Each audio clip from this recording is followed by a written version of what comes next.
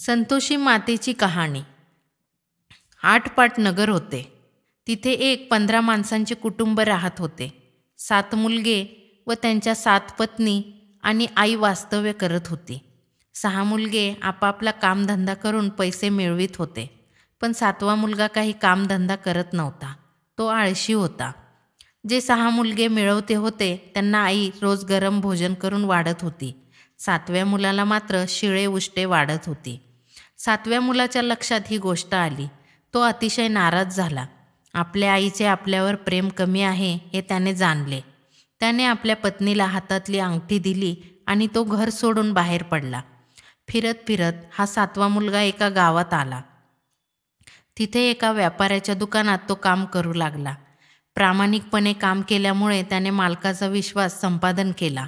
मालकाने त्याच्यावर सारे काम सोपवून तो तीर्थयात्रेला निघून गेला. इकडे 7व्या मुलाची पत्नी दुःखात दिवस कंठत होती.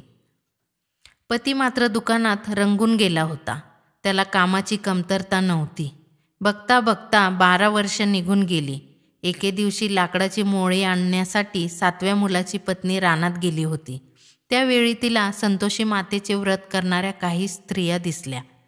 त्यावेळी तिने विचारले, बायांनो, तुम्ही काय करता? कोणत्या देवाची पूजा करता? हे व्रत केल्याने काय प्राप्त होते?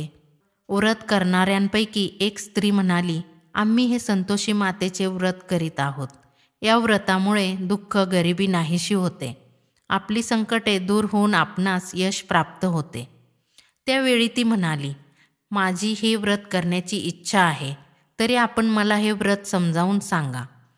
तेव्हा ती स्त्री म्हणाली, आपल्या ऐपतीप्रमाणे गूळ व हरभरे आणावेत. दर शुक्रवारी संतोषी देवीची मनापासून पूजा करावी. तिला प्रार्थना करावी.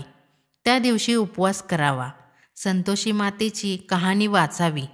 ऐकणारा कोणी न भेटल्यास तुपाचे निरंजन लावून कहाणी सांगावी. आपले काम पूर्ण होईपर्यंत दर शुक्रवारी संतोषी मातेचे व्रत करावे. त्यानंतर व्रताचे उद्यापन करावे. हे ऐकून तिने लाकडाची मोळी विकली. त्याचे 4 पैसे आले. तिने संतोषी मातेचे व्रत केले. व्रताचे 4 शुक्रवार पूर्ण झाले. तिकडे तिच्या पतीच्या स्वप्नात जाऊन संतोषी मातेने त्याला आपला प्रपंच करण्यासाठी गावाला परत जाण्याचा आदेश दिला. त्या आदेशाप्रमाणे पती घरी आला.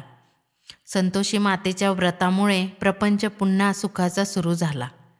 ही 60 उत्तराची कहाणी 5 उत्तरी सुफळ होवो.